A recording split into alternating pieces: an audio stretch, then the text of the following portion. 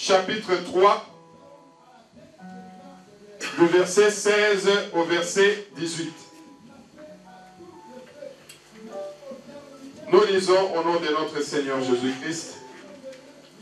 Mais lorsque les cœurs se convertissent au Seigneur, le voile est ôté.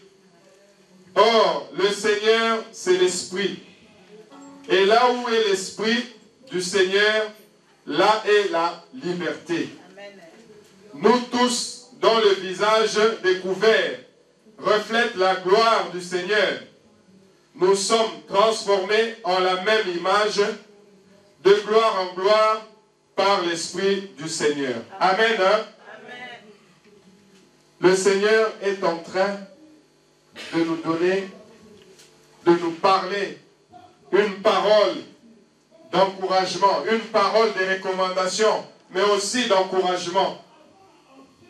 Nous qui sommes convertis, la Bible nous dit, mais lorsque les cœurs se convertissent au Seigneur, quand nous recevons Jésus-Christ comme Seigneur et Sauveur, le voile est ôté.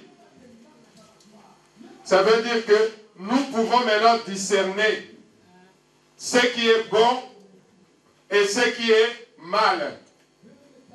Nous allons discerner entre le bien et le mal. Comme ça, nous allons rechercher ce qui est bon, parfait, agréable à Dieu. Donc, nous devons réaliser que nous avons l'Esprit de Dieu. Quand les cœurs se convertissent au Seigneur, le voile est ôté. Ça veut dire que nous étions dans l'obscurité, maintenant nous sommes sous la lumière. Nos yeux voient ce que nous considérions comme étant le pouvoir ou la richesse ou quelque chose d'important. Mais quand les yeux vont être ouverts, peut-être nous allons réaliser que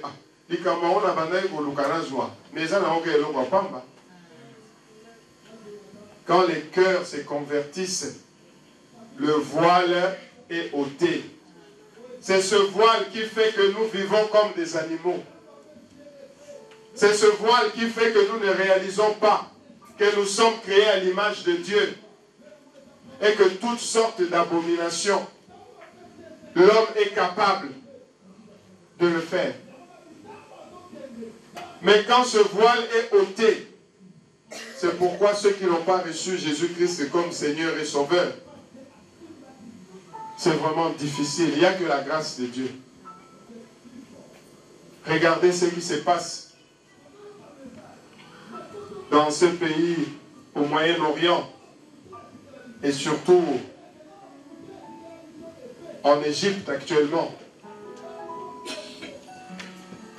Ces gens-là sont en train de revendiquer qu'ils ont tué des êtres humains. Ça leur fait plaisir